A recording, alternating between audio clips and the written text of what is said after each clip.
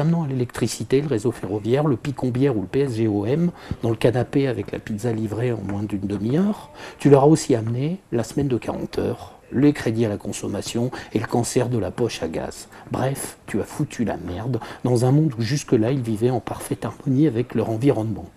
Mais ça a échappé à ton cadre de référence et jamais tu ne t'es posé la question de savoir s'ils en avaient besoin.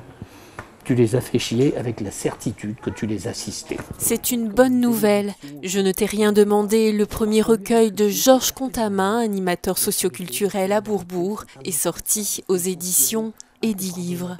J'étais sur un questionnement qu'on se pose beaucoup en tant que travailleur social, c'est doit-on aider une personne qui ne vous a rien demandé? Et j'ai imaginé toute une série de nouvelles, d'histoires où justement une personne venant en aide à une autre qui ne lui avait rien demandé, allait la foutre dans l'embarras ou allait générer des situations, je dirais, assez fâcheuses, quoi.